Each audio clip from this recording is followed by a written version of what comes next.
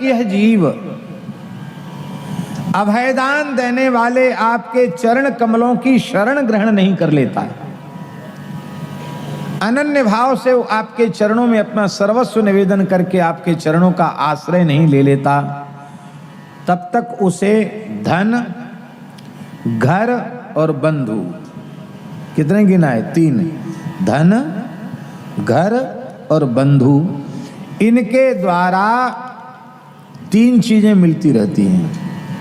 तीनों चीजें मिलती हैं,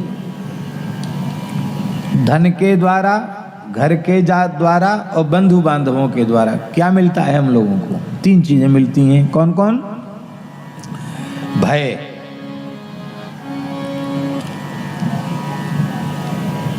पहला है धन। धन से तो मिलता है भय, धन से मिलता है भय। धन से क्या मिलता है? भय।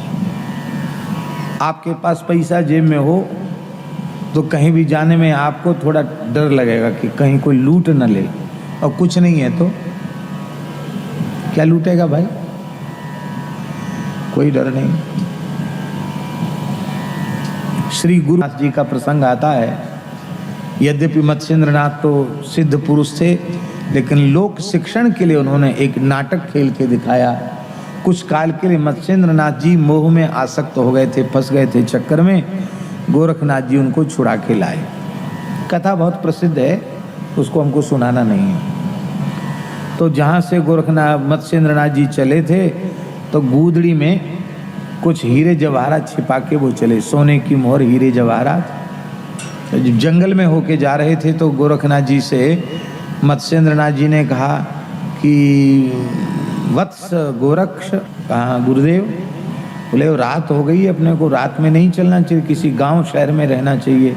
जंगल में कहाँ चलोगे? रात में जंगल में रहना ठीक नहीं है, बड़ा डर है जंगल में, चोर डकैतों का डर रहता है। गोरखनाथ जी हंसने लगे। बोले गुरुजी, आज के पहले तो आपको कभी डर लगा नहीं, अब आपको डर कैसे लगने लग गया?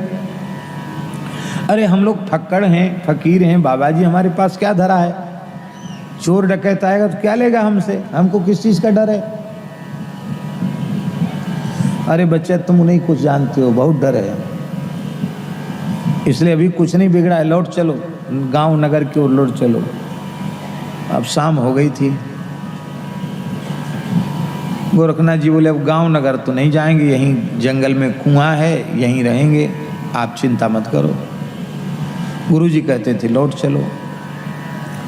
तो गुरुजी शरीर की क्रिया करने जैसे ही गए, गोरखनाथ जी ने देखा गुरुजी की गुदड़ी वो हमको नहीं देते, अपने ही कंधे पर रखते हैं। क्या चक्कर है? गुदड़ी में है कुछ विशेषता है? तो देखा वो बहुत वजन थी, क्यों उसमें हीरे जवाहरात भरे थे, उसमें सोने की मोहर भरी थी, तो स्वाभाविक वजन तो हो ही जाएगा। अरे बोले ये इसके कारण गुरुजी को भय लग रहा है।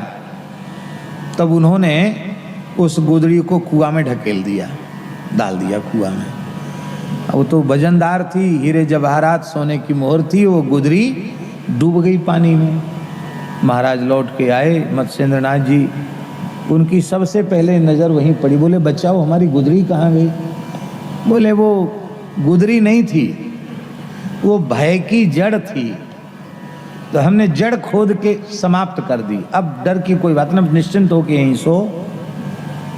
अरे बच्चा तुमने तो बड़ा भारी नुकसान कर दिया। अरे बोले क्या है? गुदड़ी फटे पुराने कपड़ों की बनती है, दूसरी बना ली जाएगी। अरे नहीं, वो गुदड़ी नाम की थी, उसमें हीरे जवाहरात भरे हुए थे, सोने की मोहरें भरी हुई थीं, इसलिए तो आपको डर लग रहा था।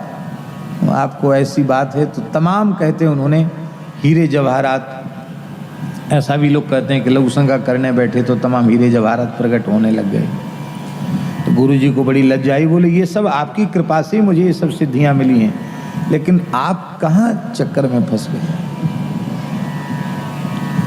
धन से भय होता है। लिखा है, आदि शंकराचार्य जी कहते हैं, पुत्रादपि धन भाजाम भीति। धनीमानी पुरुषों को अपनी संतान से भी भय होता कि ये भी किसी वस्तु को चुरा न ले। सर्वत्र ईसा विहिता नीति। इसलिए अर्थम अनर्थम भावय नित्यम नास्ति ततः सुखलेश सत्यम। धन, धन से भय। और धन से भय और घर से शोक और लालसा, परिवार से लालसा, दीनता, लोभ, ये सारे विकार में मेरेपन का आग्रह, इन सब का मूल कारण है घर, धन और कुटुंबियों में आसक्ति। यही इसका मूल कारण है। इसलिए जब जीव सर्वतोभावेन आपके चरणों की शरण ले लेता है तो उसकी शरीर में, संसार में, धन में, किसी में ममता नहीं रह जाती है। केवल भीतर से अभाव दृढ़ हो जाता है कि मैं केवल भगवान का हूँ और केवल भगवान ही मेरे हैं। तो सारे प्रकार के विकारों से उसकी मुक्ति हो जाती है। माई मेरे श्याम